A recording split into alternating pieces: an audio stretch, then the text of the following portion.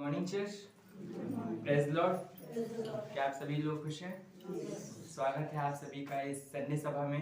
एक अच्छा सा समय होगा आज का, तो आइए हम सब लोग परमेश्वर से प्रार्थना करेंगे कि आगे का समय हमारे लिए और अच्छा हो। आइए प्रार्थना करते हैं। हमारे स्वर्गीय महान पिता परमेश्वर खुदावन यीशु मसीह, हम आपका धन्यवाद करते हैं पिता परमेश्वर कि आज पिता परमेश्वर हम सबको लेकर आए, इकट्ठा किया पिता परमेश्वर। आपको धन्यवाद करते हैं पिता परमेश्वर, जो लोग आ रहे हो रास्तों में पिता परमेश्वर, उनको भी आप सही सलामत लेकर आ रहे हैं पिता परमेश्वर। उसके लिए भी हम आपको धन्यवाद करते हैं पिता परमेश्वर। प्रार्थना करते हैं कि आज हम सभी पिता परमेश्वर आपके वचन को सुनने के लिए इकट्ठा हुए हैं पिता परमेश्वर। तो पिता परमेश्वर जो भी आपने हम सबके लिए लिखा है पिता परमेश्वर, वो हम सबको बताना पिता परमेश्वर, और वो पिता परमेश्वर बुद्धि ज्ञान समझ देना अपना, ताकि हम पिता परमेश्वर आपके वचन को सुनकर पिता परमेश्वर चलने वाले बने। प्रार्थना करते हैं पिता परमेश्वर, जो भी हम आराधना करेंगे पिता परमेश्वर, वो आपको भाने पाए पिता परमेश्वर। आत्मा और सच्चाई के साथ, आनंद के साथ पिता परमेश्वर हम आपकी आराधना को करें पिता परमेश्वर। हमारा मन पिता परमेश्वर एक जगह रहे पिता परमेश्वर। खुदावन प्रार्थना करते आप हमारी मन की रक्षा करना पिता परमेश्वर, और पिता परमेश्वर हमें भी बुद्धि देना कि हम भी उस मन की रक्षा करने पाए पिता परमेश्वर। प्रार्थना करते पिता परमेश्वर कोई भी डिस्टर्बेंस न होने पाए पिता परमेश्वर। शांति से पिता परमेश्वर आपके संदेश को, आपकी आराधना को करें पिता परमेश्वर।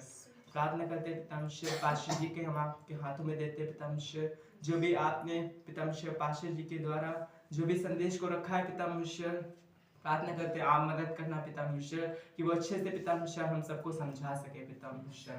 प्रार्थना करते सारी बातों को हम आपके हाथों में देते प्रभु यीशु मसीह के नाम से मांगते हैं, आमीन आमीन। गुड मॉर्निंग, आप सभी को जय मसीह की। आइए हम परमेश्वर की आराधना करेंगे। उसके फाटकों में प्रवेश करूं धन्यवाद के साथ, उसके आंगनों में स्तुति करूंगा और कहूंगा यह धन्य यहोवा ने बनाया, मुझे खुश और आनंद दिया। उसके फाटकों में प्रवेश करूं धन्यवाद के साथ, उसके आंगनों में स्तुति करूंगा और कहूंगा यह धन्य यहोवा ने बनाया, मुझे खुश और आनंद किया। आनंद किया, उसने आनंद किया, मुझे खुश और आनंद किया।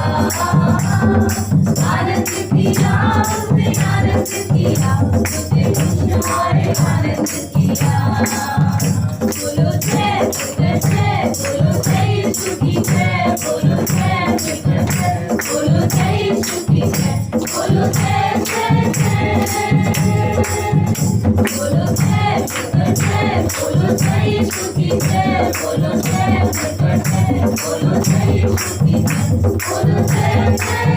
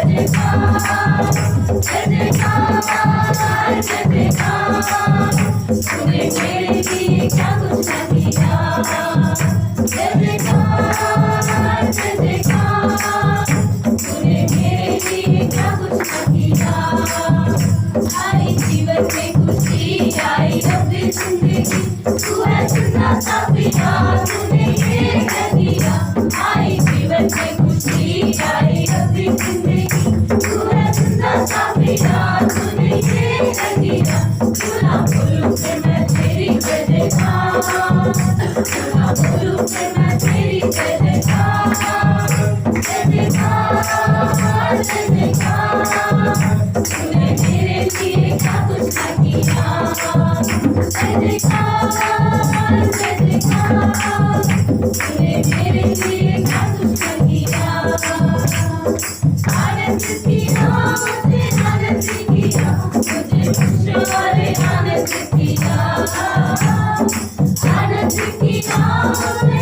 किया, मुझे कुछ और याद किया।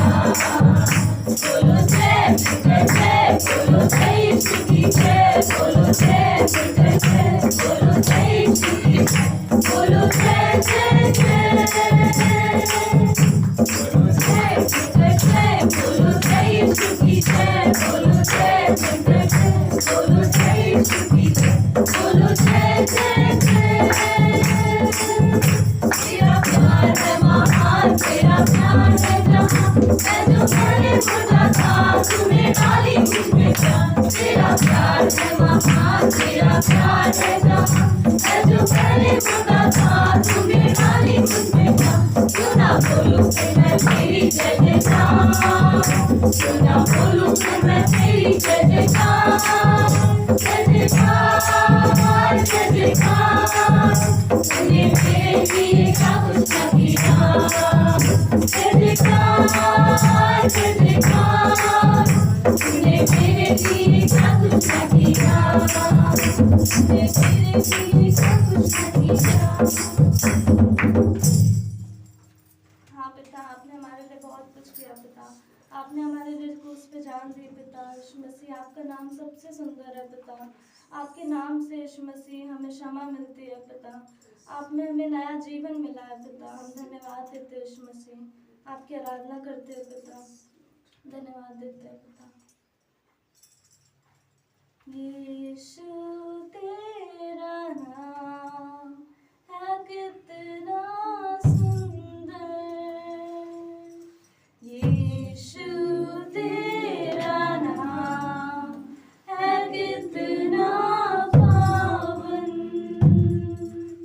यीशु तेरा नाम है कितना सुंदर, यीशु तेरा नाम है कितना पावन। तुझ में मिली है हमको क्षमा, तुझ में मिला है नया जीवन। ओ तुझ में मिली है हमको क्षमा, तुझ में मिला है नया जीवन। यीशु तेरा नाम है कितना सुंदर, यीशु तेरा नाम है कितना पावन। तुझ में मिली है हमको कृपा, तुझ में मिला है नया जीवन। ओ तुझ में मिली है हमको कृपा, तुझ में मिला है नया जीवन। यीशु तेरा नाम है कितना सुंदर, यीशु तेरा नाम है कितना पावन। तुझ में मिली है हमको शिफा, तुझ में मिला है अनंत जीवन। ओ तुझ में मिली है हमको शिफा, तुझ में मिला है अनंत जीवन। यीशु तेरा नाम है कितना सुंदर, यीशु तेरा नाम है कितना पावन। यीशु तेरा नाम है कितना सुंदर। हाँ पिता, आपका नाम सबसे सुंदर है पिता। आपने हमें अनंत जीवन मिला है यीशु मसीह। हम आपकी स्तुति, आपकी आराधना हृदय के साथ करते हैं पिता। आपके जैसा कोई नहीं है यीशु मसीह। आपका नाम सबसे ऊंचा है पिता, सबसे महान है पिता। हम आपकी आराधना दिल से करते हैं यीशु मसीह। आपको धन्यवाद देते हैं यीशु मसीह, धन्यवाद देते हैं। करते हैं तेरी हम स्तुति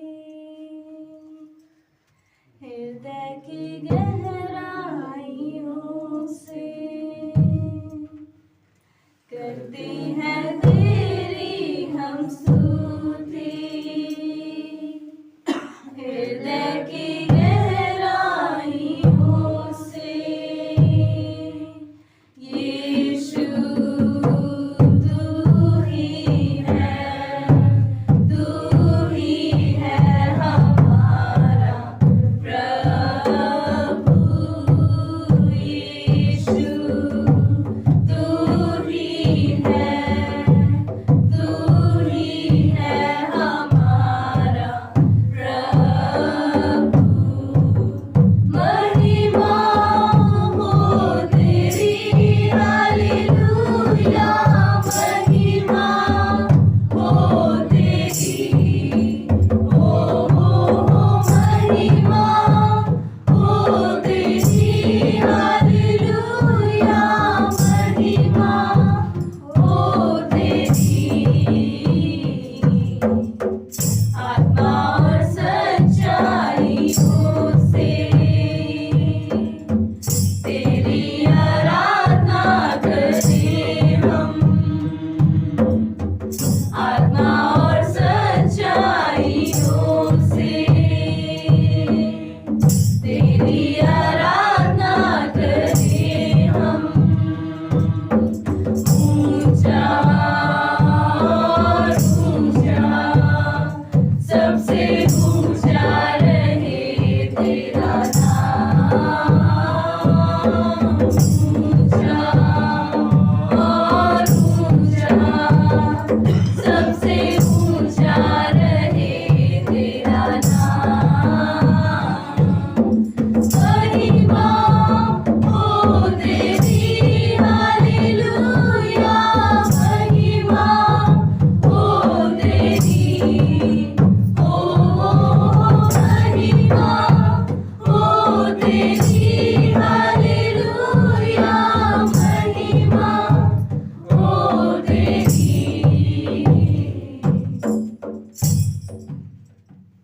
हाँ पिता, आपकी महिमा हो यीशु मसीह, आपकी आराधना हो पिता, आपका नाम सबसे ऊंचा है यीशु मसीह, आप सबसे पवित्र हो पिता। धन्यवाद देते हैं यीशु मसीह इस आराधना के लिए पिता। हम प्रार्थना करते हैं पिता आगे के समय को यीशु मसीह जो संदेश होगा हम सबके हृदय से आप बातें करना पिता, हम आपको और अच्छे से जान सके पिता। आगे की हर चीज़ को यीशु मसीह आप संभालना पिता, अगुवाई करना यीशु मसीह। ऐसे हम प्रार्थना करते पिता, प्रार्थना यीशु मसीह के नाम से मांगते हैं, आमीन। मेरी हर धड़कन पे तेरा ही नाम हो, हर सांस की हो तू वजह, मेरी हर सुबह की तू शुरुआत हो, एहसास में हो तू बसा।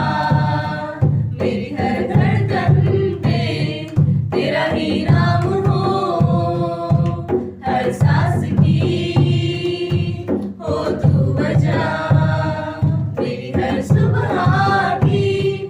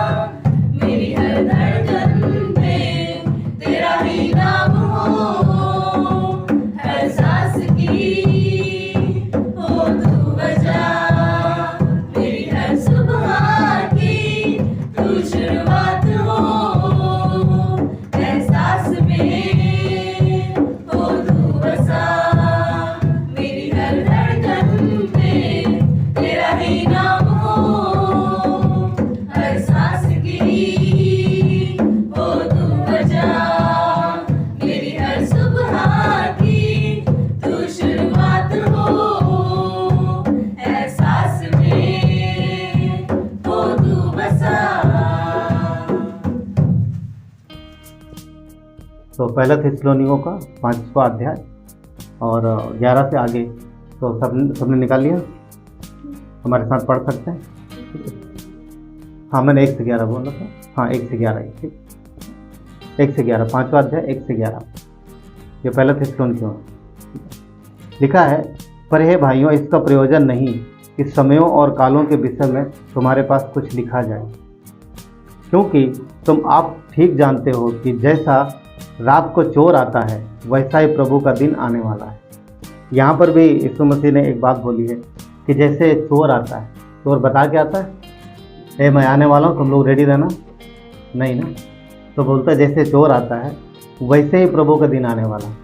इसका मतलब ये नहीं परमेश्वर चोरी आने वाला है, वो बात नहीं है। वो बता के आ रहा है, मगर बोला तुम रेडी रहो, तुम तैयार हो, क्योंकि उसने दिन और समय नहीं बताया, एक्यूरेट इस दिन आने वाला है ये नहीं बताया। और ये अच्छा है, परमेश्वर बुद्धिमान है। अगर ये बता देता तो 1000 साल पहले वाले सो रहे, अरे अभी तो 2022 में आएगा, सॉरी 22 में आएगा, 2032 में आएगा, 2054 में आएगा, तो पहले वाले रिलैक्स, अभी तो आने वाला नहीं, वो लोग देखेंगे उनके टाइम में। इसीलिए उसने सिर्फ इतना बोला है कि वो जल्द आने वाला है। तो क्या लिखा है? जब लोग कहते होंगे कि कुशल है और कुछ भी भय नहीं है, तो उन पर एकाएक विनाश आ पड़ेगा। कह रहे कि जब लोग बोलेंगे सब शांति है, कोई तकलीफ नहीं है, तभी आएगा। आगे लिखा है कि जिस प्रकार गर्भवती पर पीड़ा और वे किसी रीत से ना बचेंगे। उदाहरण लिया है जो जन्म के विषय की बात में, कि जब बोलते हैं जैसे जन्म के समय माँ को बहुत तकलीफ होती है, इसी तरह वो व्यक्ति उस समय उस पीड़ा से गुजरेगा जब प्रभु आएगा, कोई भी बचेगा नहीं। तो यहाँ पर ऐसा दिया गया। आगे देखते हैं। पर हे भाइयों, तुम अंधकार में नहीं हो। अब यहाँ अपनी बात कर रहा विश्वासियों से, कह रहा तुम अंधकार में नहीं हो कि वो दिन तुम पर चोर के समान आ पड़े। अब देखिए, परमेश्वर ने हमें आपको बता दिया, बोला तुम्हारे लिए वो ऐसा नहीं है, ठीक है, क्योंकि तुम सब ज्योति के संतान हो, ज्योति के संतान और दिन के संतान हो। हम न रात के हैं न अंधकार के हैं, इसलिए हम दूसरों के समान सोते ना रहें, पर जागते और सावधान रहें। क्योंकि जो सोते हैं वो रात को ही सोते हैं, और जो मतवाले होते हैं वो रात को ही मतवाले होते हैं। आजकल तो दिन को भी हो जाते हैं, कुछ लोग तो सुबह ही से मतवाले हो जाते हैं। कई सारे ऐसे लोग हैं जो चारपाई के रियली, कुछ लोगों के विषय में मैंने सुना है। कुछ लोग अपने बिस्तर के बगल में रखते हैं, जैसे आजकल फ़ोन रखते हैं, आँख बंद होता है, आँख बंद करते करते फ़ोन भूल लेते हैं ना। सही है, अगल बगल ही फ़ोन रहता है, घंटे बजेगा, आँख नहीं खुलती, फ़ोन ऐसे मिल जाता है। तो बोलते कुछ लोग अगल ऐसा भी रखते हैं कि सुबह उठेंगे, पहले ढक्कन खोलेंगे, फिर जाएंगे, समझ रहे। तो ठीक है, पर लिखा है कि कुछ लोग जो मतवाले होते हैं रात को होते हैं, पर हम जो दिन के हैं विश्वास और प्रेम की झिलम पहनकर, उद्धार की आशा का टोप पहनकर सावधान रहें, क्योंकि परमेश्वर ने हमें क्रोध के लिए नहीं परंतु इसलिए ठहराया है कि हम अपने प्रभु यीशु मसीह के द्वारा उद्धार प्राप्त करें। तो यहाँ पर दिख रहा है कि उसने हमें क्रोध के लिए नहीं ठहराया, ठीक है। आगे देखते हैं। वो हमारे लिए इस कारण मरा कि हम चाहे जागते हों या सोते हों, सब मिलकर उसी के साथ जिएं। इस कारण एक दूसरे को शांति दो और एक दूसरे की उन्नति का कारण बनो, जैसा कि तुम करते भी हो। आइए प्रार्थना करते हैं। परमेश्वर, धन्यवाद देते हैं आज के समय को आपके हाथों में देते हैं प्रभु। परमेश्वर, ये आपके देह है प्रभु, हम आपकी अगुवाई मांगते प्रभु। आपका आगमन नज़दीक है प्रभु, और हम जानते हैं कि निश्चय है कि प्रभु आप आने वाले हैं, इसलिए हम तैयार रहे पिता। परंतु हम नहीं जानते कि आप कब आने वाले, पर हमें इतना पता है कि आप जरूर आने वाले हैं। और जैसा कि आपने कहा है कि तुम तैयार हो, तो प्रभु हम तैयार हैं, क्योंकि जिस घड़ी लोग सोचते भी नहीं होंगे उसी घड़ी आपका आगमन बताया। तो परमेश्वर प्रभु यीशु, वो घड़ी आज भी हो सकती, इसी क्षण भी हो सकती, और आगे आने वाले कुछ दिन, कुछ महीने, कुछ साल में भी हो सकता है। परंतु ये बात आप जानते हैं, आपने हमारे लिए कहा कि तुम तैयार हो, तो हम तैयार हैं। धन्यवाद देते हैं, आपकी महिमा यीशु नासरी के नाम। आमीन। अब बैठ सकते हैं।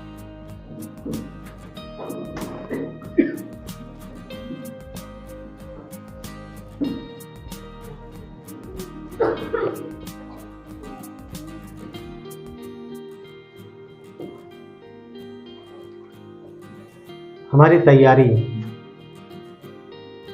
जब हम लोग संगति के लिए निकलते हैं तो भी तैयारी करते हैं ना, तैयारी करते हैं, कैसे आ जाते हैं, तैयारी करते हैं।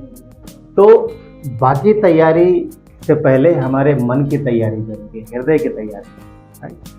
कहीं शादी बारात में जाते हैं तो पहले मन तैयार होता, पहले हृदय तैयार होता, उसके बाद हम तैयार होते, है ना। उसके बाद हम कपड़े तय करते, बहुत सारी चीज़ें देखते हैं। तो हृदय की तैयारी बहुत जरूरी है। और अगर हृदय से तैयारी नहीं होगी, जो बेमन आएगा उसका पता भी लग जाता है। कभी देखा कि पति का शादी में मन हो जाने का और पत्नी का मन ना हो और वो जबरदस्ती लाई गई हो, हाँ, तो उसे देखेंगे तो चेहरा देख के पता लग जाता है क्या हुआ, कुछ तकलीफ है क्या, क्योंकि उसका मन नहीं लगे।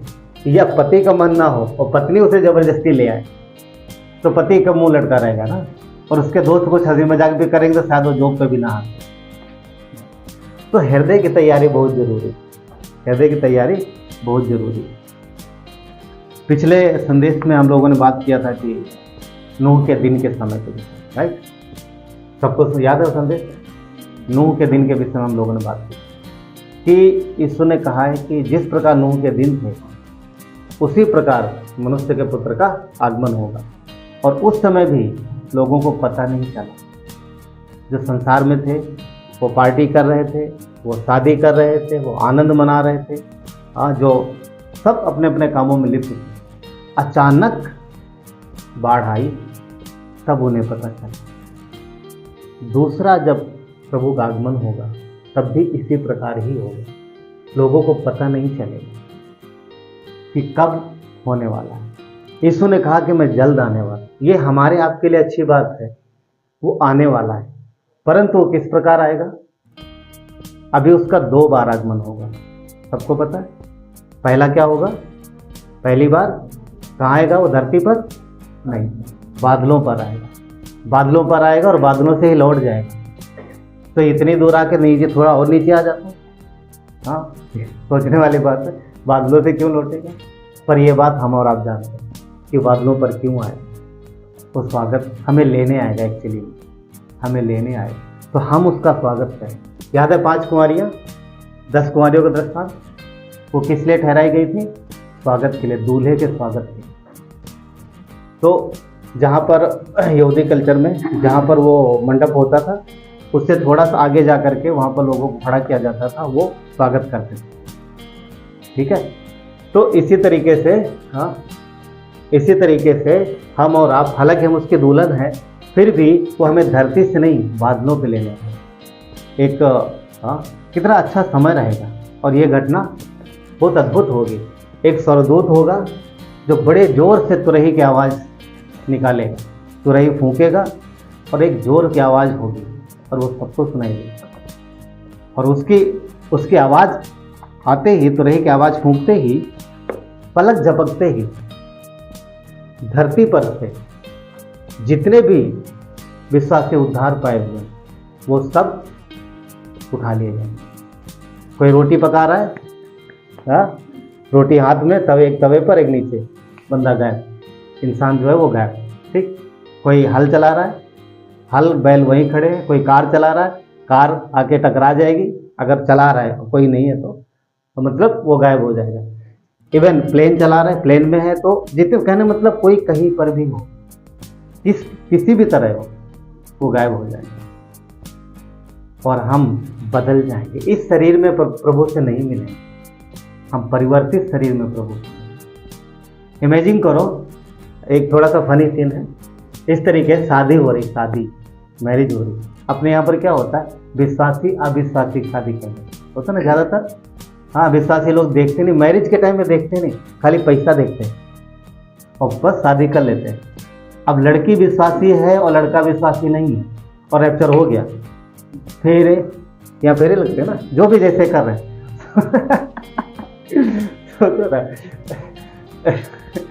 लड़की विश्वासी है और लड़का विश्वासी नहीं है, दोनों में कोई भी हो, एक भी हो सकता है। तो पता चला दुल्हन गायब और दूल्हा उधर ही खड़ा है। बाकी बारातियों पे कहाँ गए, दुल्हन किधर, या दूल्हा गायब और दुल्हन उधर ही। क्या लगता है घटना नहीं होंगी?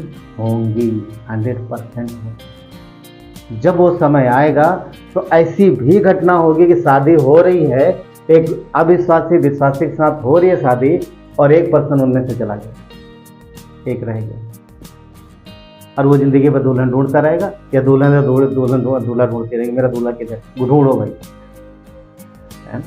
ऐसा होगा। स्पेस यान में भी वहाँ स्पेस शटल से सुनीता विलियम्स और लोग वापस आए ना, है ना? तो एक वीडियो क्लिप बहुत ज़्यादा वायरल हो रहा है, जो उसमें एक पर्सन ने गवाही दी कि मेरे परमेश्वर ने ना, मेरे उद्धारकर्ता यीशु मसीह की वजह से मैं सेफ रहा यहाँ तक। इब्रानियों 11 उसने कोड किया।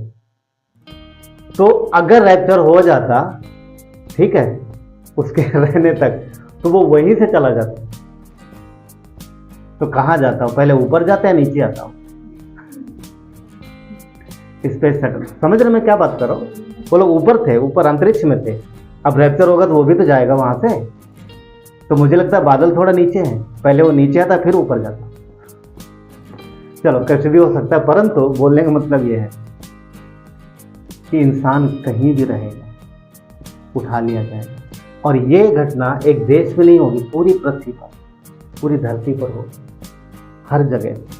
जो परमेश्वर के लोग होते हैं, जो उद्धार पाए हुए लोग हैं, वो चले जाएंगे। अगर विश्वासियों में से कोई रह जाए, हालांकि हम लोग तो उम्मीद करते हैं कि हम में से कोई नहीं रहेगा। अगर किसी को डाउट हो तो मुझे बाद में मिलो, कि उद्धार पाया कि नहीं पाया, ठीक है? क्योंकि अगर इसमें से रह गया कोई, तब तो फिर आप तो नीचे रह जाएंगे। आप तो मतलब उदाहरण बता रहा हूँ, मजाक बता रहा हूँ, वैसा मत लेना। मान लो रैप्चर हो गया हमारे टाइम में, इस कलीसिया में से कोई रह गया धरती, तो आप तो तकलीफ उठाएंगे, पर वहाँ फिर मेरा क्या होगा प्रभु के सामने? हाँ, तूने सिखाया नहीं उसको, मैंने तो सिखाया सबको। अब मैंने तो सिखाया, पर इस बात पे निर्भर करता है कि सामने वाले पर्सन ने कैसे लिया। तो यदि आपको डाउट है किसी प्रकार का, तो आप बात कर सकते हैं, ठीक है? तो ये होगा जरूर, ये होगा जरूर। और देखते हैं कि पहला थिस्सलुनीकियों के 4 अध्याय, अगर आप वचन 15 और 18 पढ़ेंगे तो यहाँ पर इस प्रकार 15 से 18 लिखा, क्योंकि हम प्रभु के वचन के अनुसार तुमसे ये कहते हैं कि हम जो जीवित हैं प्रभु के आने दिन तक यदि बचे रहे, जो हम जीवित हैं और प्रभु के आने तक बचे रहेंगे, सोए हुओं से कभी आगे ना बढ़ेंगे, क्योंकि प्रभु आप ही स्वर्ग से उतरेगा। उस समय ललकार और प्रधान दूत का शब्द सुनाई देगा, परमेश्वर की तुरही फूंकी जाएगी, और जो मसीह में मरे हैं वो पहले जी उठेंगे। तब हम जो जीवित हैं बचे रहेंगे, उनके साथ बादलों पर उठा लिए जाएंगे कि हवा में प्रभु से मिले। इसी रीति से हम सदा प्रभु के साथ रहेंगे। आगे लिखा, इसी प्रकार इन बातों से एक दूसरे को शांति दिया करो। देखो हम लोग फायदे में, अगर परमेश्वर के आने से पहले मर गए, अभी कल जो है हमारे साले साहब की वाइफ थी मम्मी, ठीक है, उनकी डेथ हो गई है।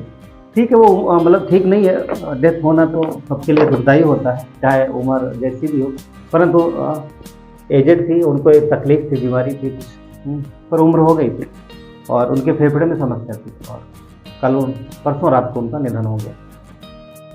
और तो परिवार तकलीफ में था कि वो दुनिया छोड़ के चली गई, मगर ये सब जानते हैं कि हम जो धरती पर जीवित हैं, हम में से कोई भी ऐसा नहीं जो सदा के लिए, जाना सबको निश्चित, जन्म से पहले मृत्यु निश्चित, राइट, निश्चित, ये तो निश्चित है। तो हमारे लिए बेनिफिट ये है कि अगर हम प्रभु में मरते हैं तो हम मरते नहीं, क्योंकि वचन क्या कहता है कि हम प्रभु में सोते हैं, मरते नहीं, सोते हैं।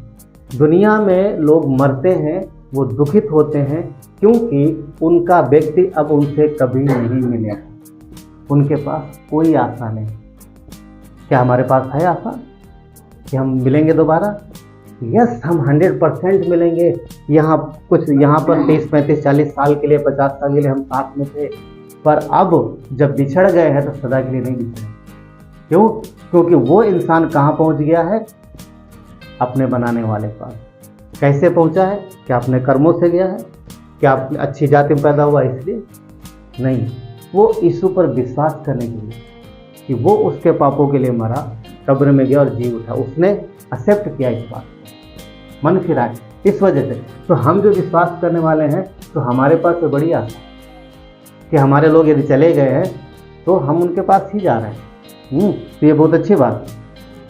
तो कहते हैं कि इसी से एक दूसरे के लिए क्या किया करो? सांत्वना दिया करो। और जो रैप्चर है एक्चुअली में ये भी वही है। क्या है कि जब हम उठा लिए जाएंगे तो दोबारा हम उस शरीर में धरती पर कभी नहीं आएंगे। तो हाँ, इसमें क्या होगा? इसमें कि हम मरेंगे नहीं, हम बदल जाएंगे। हमारी चीज़ें, सारी चीज़ें पड़ी रहेंगी। जो धरती का है वो धरती पर रह जाएगा, जो परमेश्वर का है वो बदल जाएगा। समझ पा रहे? यानी जो आपने धरती से ग्रहण किया है वो धरती पर रह जाएगा, जो परमेश्वर ने आपको दिया है वो बदल जाएगा, महिमावान शरीर में परिवर्तित हो जाएगा और परमेश्वर के सामने जाएगा। इसका मतलब यह है, नकली दांत है तो भी यहीं रह जाएगा, ठीक। जो भी पहने हैं, कान, नाक, जो भी, वो भी यहीं रह जाएगा। अगर पैर में रॉड पड़ा है, मतलब जो कुछ भी नकली अंदर, नकल क्या बोलते हैं, हार्ट में वाल लगाते, क्या क्या लगाते, बहुत कुछ करते जीवन को बचाने के लिए। जो बाहर से लिया गया वो सब यहीं रहेगा, पर जो परमेश्वर ने बनाया वो सब परिवर्तित होकर परमेश्वर के सामने एक नए महिमावान शरीर में पेश किया जाएगा। पर हम उस शरीर में होंगे, उसमें ना दर्द होगा, ना बीमारी होगी, ना पथरी होगी, ना दवाई खानी पड़ेगी, कोई समस्या नहीं होगी। सुने ना, बड़ी अच्छी बात है ना। कोई टेंशन नहीं, यहाँ पर ये करो वो करो, बहुत कुछ होता है, रिलैक्स, कोई समस्या नहीं, सारी समस्याएं खत्म। अब हमें कोई दिक्कत नहीं। तो एक समय आने वाला है कि कभी भी किसी प्रकार की कोई बीमारी नहीं हो, और ये हमारे लिए, आपके लिए अच्छी बात है। ठीक है, तो वो परमेश्वर है, और परमेश्वर कहता है कि हम उसके लोग हैं और हम तैयार हैं। क्यों? क्योंकि वो आने वाला है। पहला थिस्सलुनीकियों 1:3 में इस प्रकार कहता है कि हम अंधकार के संतान नहीं। कहता है कि ये जरूरी भी नहीं है कि तुम्हें समय बताया जाए, जरूरी नहीं है कि टाइम बता दिया जाए। अगर सोचो, थोड़ी देर पहले जैसे मैं बात करता, यीशु मसीह बता दे कि मैं 2098, अभी 25 चल रहा, सब कन्फर्म ना, सबको 25 है, ठीक, 2098 में आएगा इस तारीख को, तो बाकी वाले माइंडसेट कैसा हो जाएगा? अलग हो जाएगा।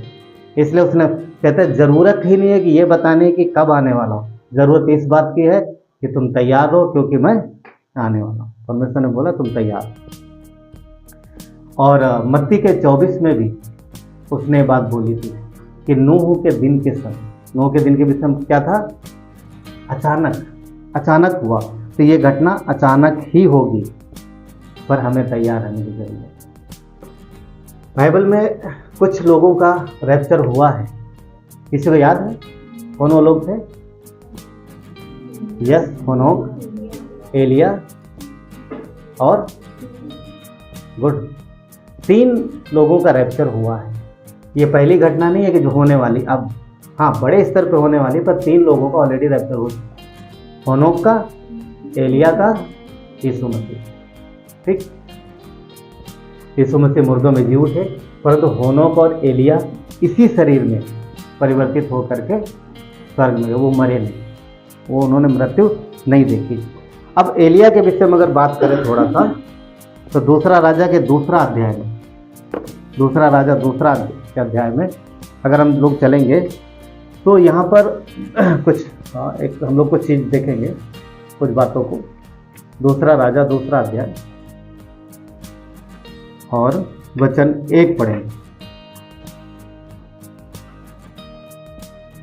दूसरा राजा दूसरा अध्याय वचन 1, यहाँ पर लिखा है कि जब यहोवा एलिया को बवंडर से स्वर्ग में उठा लेने को था, तब एलिया और एलीसा दोनों संग संग गिलगाद चले। यहाँ पर परमेश्वर का वचन कहता है कि परमेश्वर एलिया को उठाने वाला था, एलिया को स्वर्ग में उठाने वाला था। अब ये बात एलिया को पता है, ये बात एलिया को पता है, अब ये लोग एलिया एलीशा के संग कहीं जाने वाला, वचन 5 में पढ़ेंगे, वचन 5। यहां पर एलिया के शिष्यों को सबको पता है, क्या कौन सी बात पता है? कि अब उनका जो गुरु है वो कहाँ जाने वाला है? परमेश्वर के पास जाने वाला है। वो मरेगा नहीं, वो उठाने वाला, डायरेक्ट जाने वाला। वचन 5 क्या कहता है? यरीहोवासी भविष्यवक्ताओं के चेले एलीशा के पास आकर कहने लगे, क्या तुझे मालूम है कि आज यहोवा तेरे स्वामी को ऊपर उठा लेने पर है? उसने उत्तर दिया, हाँ मुझे मालूम है, तुम चुप रहो। मुझे मालूम है, तुम चुप रहो। कभी पढ़ा सोचा इस विषय पर? एलीशा ने ऐसा क्यों बोला कि मुझे मालूम है, तुम चुप रहो, तुम चुप रहो? क्योंकि एलीशा को क्लियर पता था कि उसे अब क्या करना है। एलिया के एक शिष्य अकेला एलीशा शिष्य नहीं था, बहुत से शिष्य थे। मगर आपको एलीशा के अलावा किसी और के विषय में ये नहीं लिखा मिलेगा कि अंतिम समय में वो उसके साथ रहा अंत तक। सिर्फ एलीशा ही रहा। जब एलीशा को ये पता चला कि उसका गुरु उठाए जाने, तो उसने उसका क्या किया? साथ, मतलब उसका पीछा किया और साथ रहा। परंतु बात करें अगर एलिया के विषय में, जब एलिया को पता चला होगा परमेश्वर की मर्जी, परमेश्वर ने बोला होगा, एलिया आज मेरे पास, मैं तुझे उठाने वाला हूँ। अच्छा, एलिया ने बोला होगा ठीक है। अब परमेश्वर ने जगह पे बता दी, फला जगह पे चला जा, वहां से तो गायब हो जाएगा। अब यहाँ पर सोचो, गायब होने का मतलब समझ रहे? एलीशा को जो परमेश्वर ने बोला, इसका मीनिंग समझ रहे क्या? कि आज तो दुनिया छोड़ने वाला है, आज तो इस संसार को छोड़ देगा, तो आज तेरी विदाई है इस संसार से। हाँ, इस संसार से विदाई, आज तेरा आखिरी दिन के आखिरी समय बचा। अब एलिया अब कह सकता था ये बात कि प्रभु इतनी जल्दी,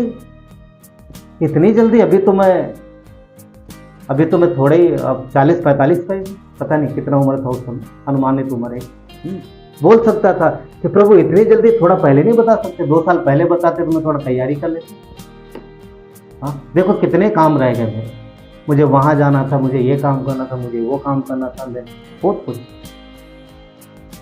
पर आपको कहीं नहीं मिलेगा तो उसने ऐसा कुछ बहाना बनाया हो कि प्रभु मैं अभी तैयार नहीं हूँ, थोड़ा रुक जाओ, मुझे थोड़ा समय दो, मुझे ये काम पूरा कर लेने दो, तब मैं आपके साथ। क्या कहीं मिलता किसी को ऐसा? और उसने ये भी कुछ भी नहीं बोला और फॉलो किया और गया। पॉइंट ये है बोलने का कि अगर हमें और आपको पता चल जाए सेम तरीके से कि प्रभु आज ही आने वाला है, रियली बता रहा हूँ, मतलब क्लियर पता चल जाए हाँ आज आने वाला है, तो देखो क्या होगा।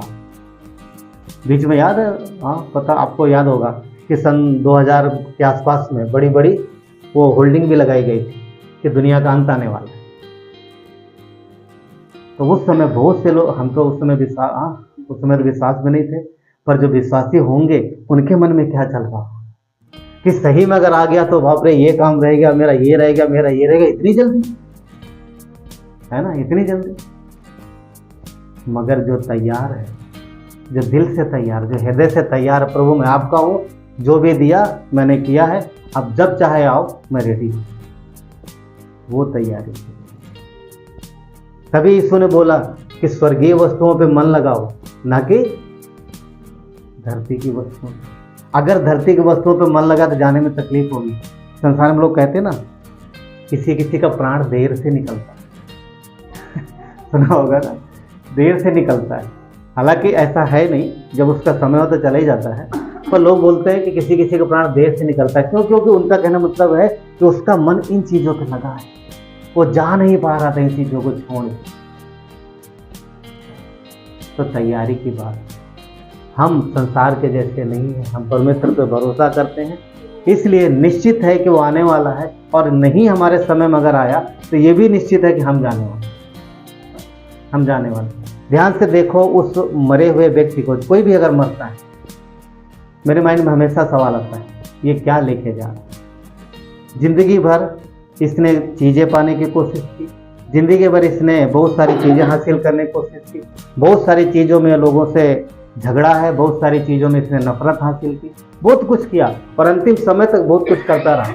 मगर अब जब ये चला गया तो क्या लेके गया? इसीलिए यीशु ने बोला है स्वर्गीय वस्तुओं पर मन लगाओ। क्यों? क्योंकि हम विश्वास करने वाले लोग। संसार की वस्तुओं पर मन लगाता है, पर हम जबकि जान गए हैं कि हम मसीह के लोग हैं, हम उसके साथ जाने वाले हैं, तो हम उन बातों पे मन लगाएं। क्यों? क्योंकि अगर संसार के लोगों के जैसा, संसार के लोग खाली हाथ जाते हैं, सबको पता है ना, खाली हाथ आए और खाली हाथ, क्या विश्वासी भी खाली हाथ जाते हैं? नहीं। तो फिर अगर हम खाली हाथ नहीं जाते हैं तो क्या करना है हाथ भरने के लिए, ये हमें आपको पता है। पर अगर हम उन कामों को ना करके जो परमेश्वर की इच्छा अनुसार है, हम भी संसार के जैसे काम करते रहे, तो फिर हमारे हाथ में क्या होगा? जाते समय ध्यान रखिए, हमारा अंत उन लोगों के जैसे ही होता है। विश्वासियों का अंत भी उन लोगों के जैसे होता है, यानी मरते हैं, इन्हें भी दफनाया जाता है, उनके भी हाथ आंखों से देखो तो खाली होते हैं, और विश्वासियों के भी अगर आप देखोगे तो खाली दिखाई देते शारीरिक आंखों से, परंतु हाथ हमारे शरीर के बेशक खाली होते हैं, क्योंकि ये शरीर है, पर जो व्यक्ति है वो चला गया और वो खाली हाथ नहीं। जो बचता है वो मिट्टी है, इंसान है, वो चला जाता है। तो हम खाली हाथ नहीं जाते। इसीलिए यीशु ने बोला स्वर्गीय बातों पे मन लगाओ और तैयार रहो, क्योंकि मैं आने वाला हूँ। धरती पर जो चीज़ें हैं उन पे मन लगाते वो यहीं रह जाएंगे, कुछ नहीं जाने वाला, कुछ नहीं जाने वाला। तो ये एक बात। तो एलिया तैयार था, उसका हृदय तैयार था। उसने एक बार भी बोला नहीं प्रभु मुझे थोड़ा सा और समय दे दो, 5 साल दे दो बस, 1 मिनट भी नहीं मांगा, मैं रेडी हूँ, मैं रेडी हूँ।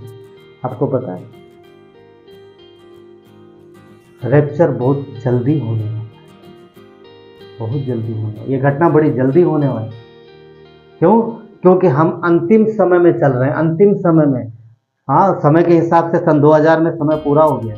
जैसे 2000 समय पूरा आया था, 2000 तो बताया ना मैंने सबको, टाइम पूरा हो गया। अब अनुग्रह का समय चल रहा। कौन सा समय? अनुग्रह का समय। इसको बोलते ग्रेस पीरियड। परमेश्वर ने हमें 25 साल, हमें मतलब दुनिया को 25 साल अनुग्रह में दिए हैं, और ये बात संसार नहीं जानता, ये बात संसार नहीं जानता। नूह के समय में भी वो नहीं जानते, पर नूह जानता था। क्या जानता था? एक समय आएगा जब परमेश्वर का समय पूरा होगा और प्रलय आएगी। ये नूह जानता है। वो लोग क्या कर रहे थे? नहीं आएगी, कभी प्रलय नहीं आएगी। आज भी लोग बोल सकते हैं अरे बकवास करो तुम लोग, कुछ नहीं होने वाला, इतने दिन से कुछ हुआ क्या? पर हम और आप जानते हैं कि ये होगा, 100% होगा। तो परमेश्वर ने उनको तैयार रहने के लिए नहीं बोला है, उनको तैयार रहने के लिए नहीं बोला। किसको बोला? हमें और आपको बोला। हमें तैयार रहने के लिए बोला कि तुम तैयार रहो, मैं आने वाला हूँ। किसको लेने? संसारिक लोगों को नहीं, हमें और आपको लेने वाले। तो हमें तैयार रहने के लिए बोला है कि इसलिए तुम तैयार हो, इसलिए तुम तैयार हो। मगर विश्वासी भी बहुत सारी चीज़ों पे मन लगाते हैं। मार्था के जैसा बोला था, तो मार्था क्या बोला था? हे मार्था तो बहुत सी बातों की चिंता करती है, और मरियम ने उत्तम भाग चुन लिया। उत्तम भाग क्या था? परमेश्वर की बातों पर मन लगाना, उसके वचन पर मन लगाना, उसके अनुसार जीवन जीना। ये तैयारी की बात है, ये तैयारी की बात है। दूसरा व्यक्ति कौन था? दूसरा व्यक्ति कौन था जो जिसका रैप्चर हुआ था यीशु के अलावा? हनोक। हनोक का भी बहुत अद्भुत है। 2 लाइनें लिखी हुई है, पर उसमें देखो क्या क्या है उन 2 लाइनों में। उत्पत्ति का 5वां अध्याय, चलते हैं 1 मिनट के लिए, ज़्यादा कुछ नहीं लिखा उसके विषय में। उत्पत्ति का 5वां अध्याय, मगर फिर भी उन 2 लाइनों में बहुत कुछ लिखा है। 2 या 3 वचन जो भी है उसके लिए, ठीक है। उत्पत्ति का 5वां अध्याय वचन 24 पढ़िए। 24 में क्या लिखा है? हनोक परमेश्वर के साथ साथ चलता था, फिर वो लोप हो गया क्योंकि परमेश्वर ने उसे उठा लिया।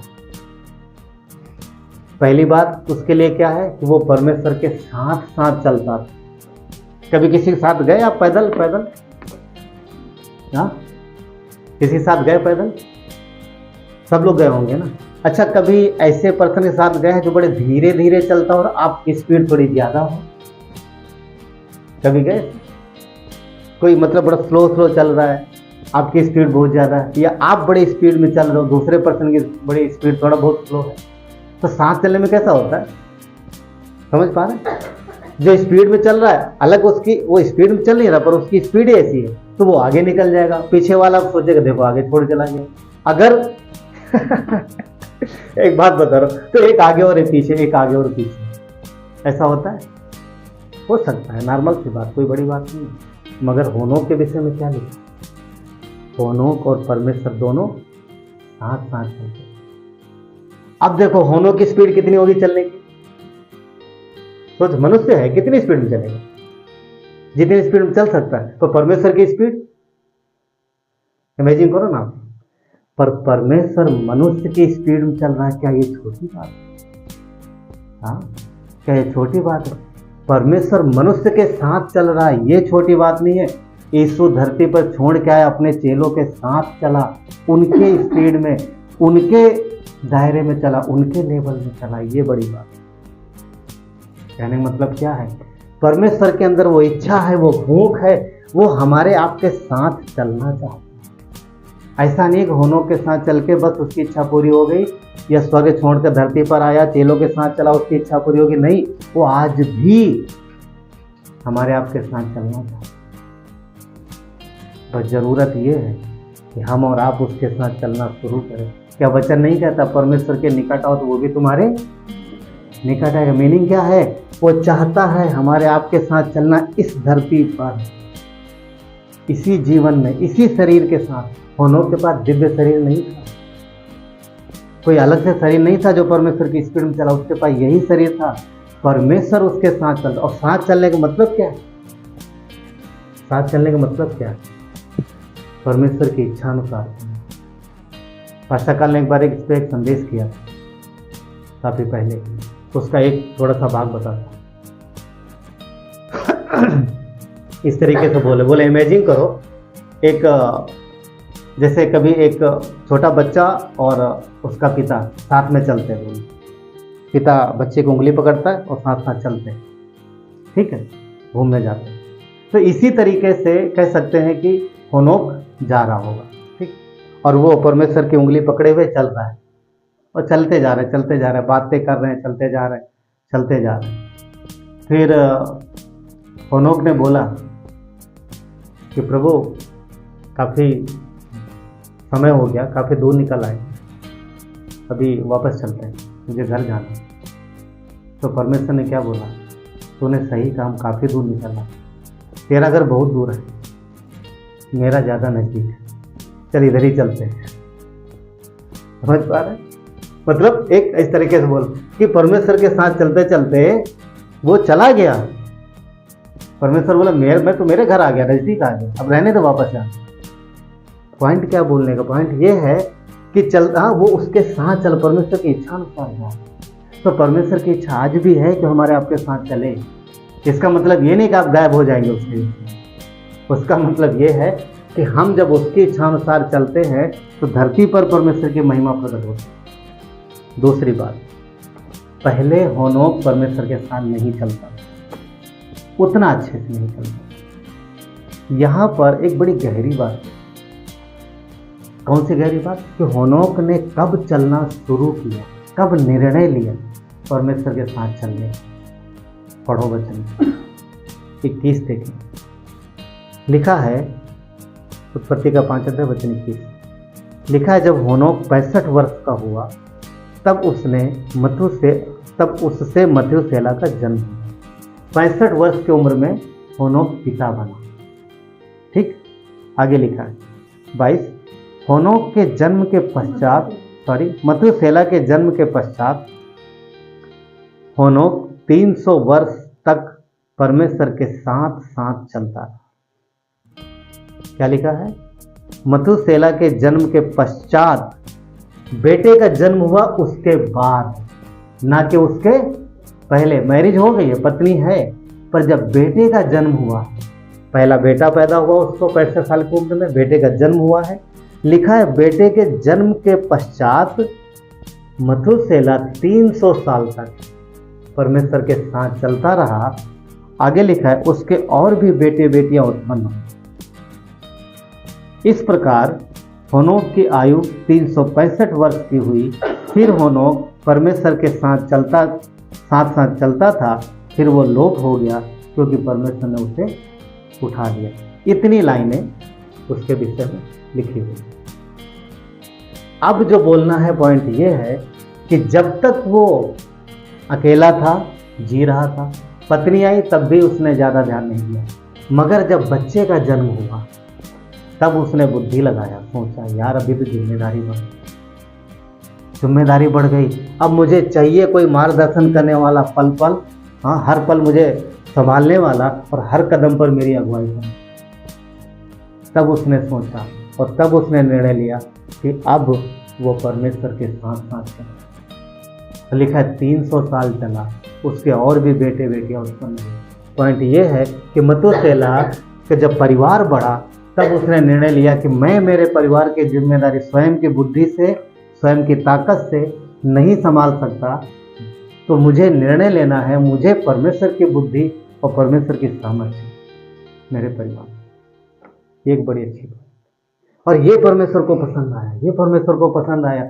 और लिखा उसके और भी बेटे बेटियां हुए और परमेश्वर ने उसे परिवार को संभाला, बुद्धिमत्ता दी, उसके काम पे आशीष दिया और उसको उसका जीवन इतना भाया, किसको? परमेश्वर को। मतलब उसका होनोक का जीवन इतना अच्छा भाया, इतना अच्छा लगा, इतना अच्छा उसे पसंद आया। क्यों? क्योंकि वो परिवार में रह के फैमिली लाइफ उसने परमेश्वर के साथ जी है। परमेश्वर ने बोला तेरी लाइफ मुझे बहुत पसंद आई, अब तुम मृत्यु को नहीं देखी, अब आ मेरे साथ। ये कितना बढ़िया उदाहरण है, कितना अच्छा। क्या परमेश्वर बदल गया? होनोक के साथ दूसरा था, हमारे साथ दूसरा है? नहीं बदला, आज भी है। आज भी उसकी इच्छा है कि वो हमारे साथ चले। आज भी जब हम भरोसा करते हैं, परमेश्वर पर भरोसा करते हैं, उसके साथ चलते हैं, उसकी बुद्धिमत्ता के अनुसार, उसकी सामर्थ्य और उसकी बुद्धि के अनुसार, उसके इच्छा अनुसार जब हम काम करते हैं तो परमेश्वर हमारे काम में आशीष देता है, हमारे परिवारों में आशीष देता है। और जो भी चीज़ें हैं अगर हम उसकी बुद्धिमत्ता से हैंडल करते हैं तो परमेश्वर हमें उन सब चीज़ों में रिलीफ देता है। क्या रोजी रोटी की दिक्कत उसके सामने नहीं आई होगी? आपको पता है जब उस समय वो लोग पैदा हुए इतनी टेक्नोलॉजी नहीं थी, सब कुछ हाथों से ही करना होता।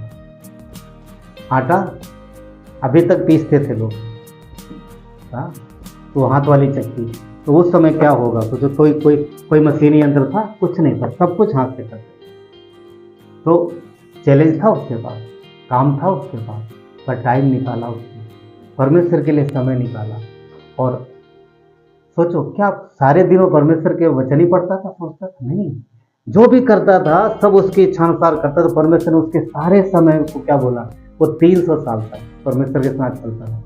क्या 300 साल तक उसने अपने परिवार के लिए काम नहीं किया? मगर उसमें भी परमेश्वर ने उसको आशीष और वो भी गिना दिया। वो एक बात।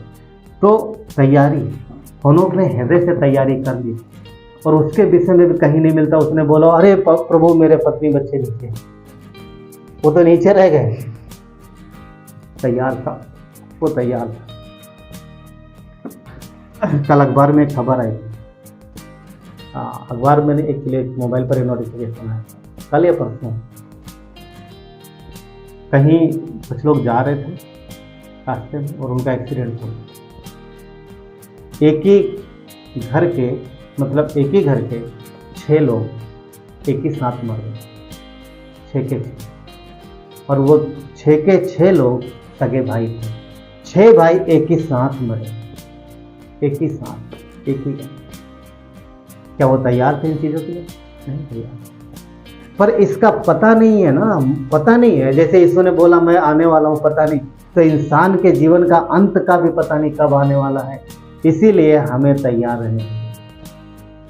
यीशु जब आना होगा तब आएगा, पर हमारे पास कितना समय हमें पता नहीं, इसलिए हमें तैयार रहना है। क्यों?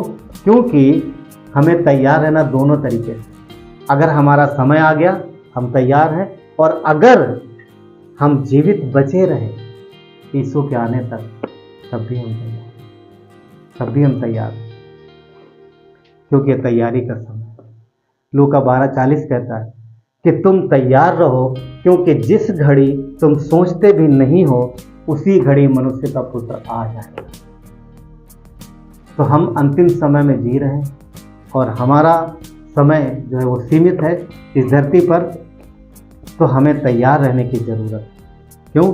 क्योंकि अगर तैयारी अच्छी नहीं है तो फिर हम घाटे में रहेंगे। तो परमेश्वर का धन्यवाद को जितना भी समय दे रहा, हाँ बहुत सारी चीज़ें मनुष्य के हाथ में है, मनुष्य के बस में है, पर नहीं है तो उसकी ज़िंदगी उसके बस में नहीं है, समय उसके बस में नहीं है।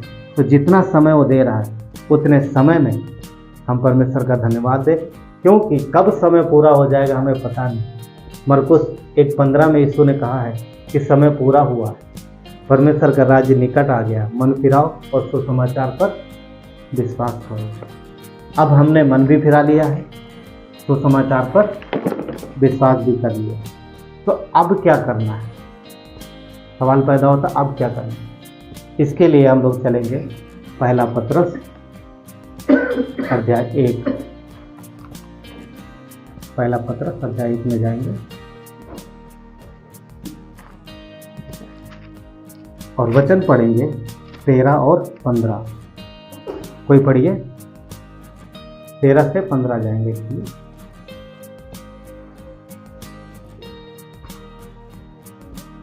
इस कारण अपनी अपनी बुद्धि की कमर बांधकर और सचेत रहकर उस अनुग्रह को पूरी आशा रखो जो यीशु मसीह के प्रकट होने के समय तुम्हें मिलने वाला है।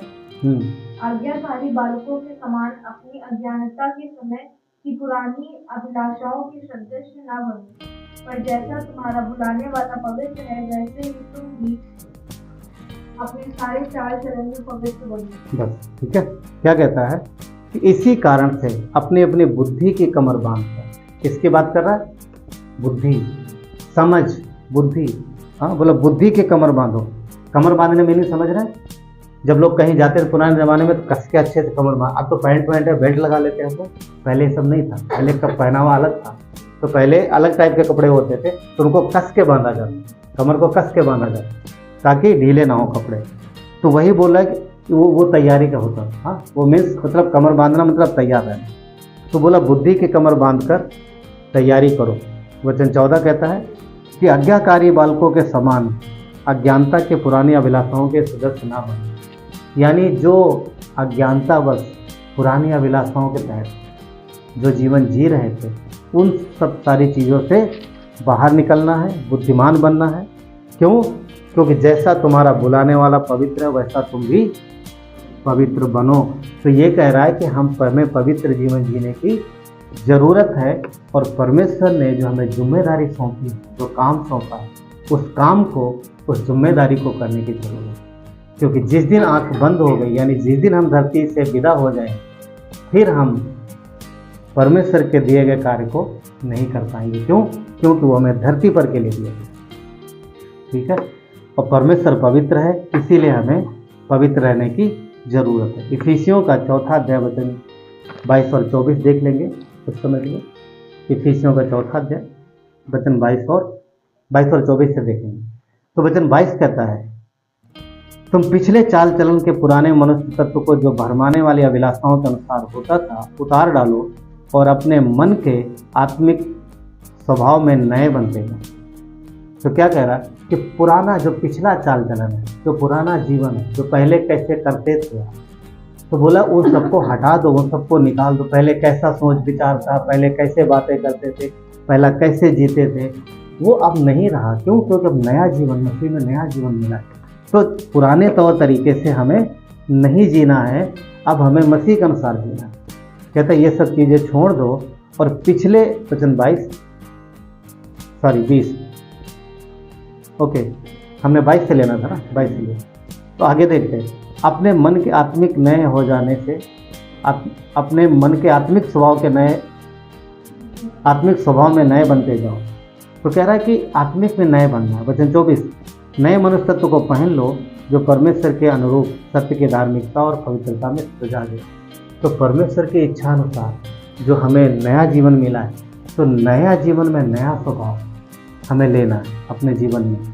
और अगर हम पढ़ें वचन ये 17, इसी में 17 से थोड़ा आगे देखेंगे तो लिखा है, 17 कहता है, इसलिए मैं कहता हूँ कि प्रभु, इसलिए मैं ये कहता हूँ और प्रभु में आग्रह करता हूँ कि जैसे अन्य जाति लोग मन की अनर्थ रीति पर चलते हैं, तुम अब से फिर ऐसे ना चलो। तो यहाँ पर परमेश्वर का वचन क्लियर बोल रहा है कि जो अन्य जाति लोग मतलब अविश्वासी लोग, जो विश्वास नहीं करते, बोलता अगर तुम उनके, वो अब मन की अनर्थ रीति पर चलते, उनके मन में बहुत से विचार आते, तो बोला तुम उनके अनुसार ना चलो। क्यों? वचन 18, क्योंकि उनकी बुद्धि अंधेरी हो गई और उस अज्ञानता के कारण जो उनमें है और उनके मन की कठोरता के कारण वे परमेश्वर के जीवन से अलग हुए। तो परमेश्वर के अनुसार संसार नहीं चलता है, तो परमेश्वर ने हमें और आपको चलने के लिए दिया गया।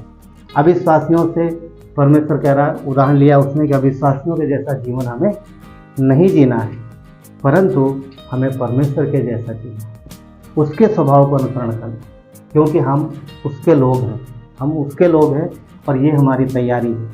इस धरती पर हम तैयार हो रहे हैं, किस लिए? प्रभु से मिलने के लिए, क्योंकि वो आने वाला है। फिलिपियों 2:5 कहता है, जैसा यीशु मसीह का स्वभाव था वैसा तुम्हारा स्वभाव। तो जैसे अन्य जाति व्यवहार कर रहे हैं, अन्य जाति लोग जीवन जी रहे हैं, वैसे हमें नहीं जीना। नहीं फिर हम क्या लेके जाएंगे उसके पास? हाँ, क्या लेके जाएंगे? अगर इसी में आप देखोगे 25 से लेकर के इफिसियों का 4 अध्याय 25 से लेकर के 32 तक देखोगे, बहुत सी बातें उसने लिखा है वचन में, बहुत सी बातें लिखा है। बोला ये सब चीज़ें तुम्हारे मुंह से ना निकले। वचन 29 क्या कहता है? कोई गंदी बात तुम्हारे मुंह से ना निकले। क्यों? क्योंकि परमेश्वर हमारे मुंह के निकली हुई हर बात का लेखा लेगा। क्या ये गंभीर बात नहीं है कि विश्वासियों के मुंह से निकली हुई हर बात का लेखा परमेश्वर लेगा एक दिन, जब हम उसके सामने खड़े होंगे। तो इसलिए हमें ये वचन क्या सिखा रहा है? वचन ये सिखा रहा है कि हमें तैयार रहना। इस धरती पर जितना हमें समय मिला है, ये जीवन जितना हमें मिला है, इसमें हमें तैयार रहना। ये घटना जरूर होगी, होने वाली है। सारे चिन्ह जो हैं वो पूरे हो गए, तो अब कभी भी ये घटना घटित हो सकती है। हमारे आपके लिए रैप्चर चिन्ह नहीं है, हमारे आपके लिए रैप्चर की घटना कोई चिन्ह नहीं है। हमारे आपके लिए रैप्चर एक इंतजार है, हम उसके दुल्हन होने के नाते मिलने के लिए, परंतु अविश्वासियों के लिए चिन्ह है। ये किसके लिए चिन्ह होगा? अविश्वासी के लिए। जिस दिन रैप्चर हो जाएगा उस दिन उनके लिए चिन्ह होगा, और इसके बाद वो विश्वास में आएंगे, वो लोग विश्वास में आएंगे, क्योंकि घटना पूरी दुनिया में होगी। इसीलिए हमें आपके लिए जब तक ये नहीं हो रहा, हमारे तैयारी करें। अगर हमारे समय में आया तो हम चले जाएंगे, और नहीं आया तो तब भी जाएंगे। पर जिस तरीके से देखने में चीज़ें आ रही हैं, लग रहा है कि हम ही वो पीढ़ी हैं।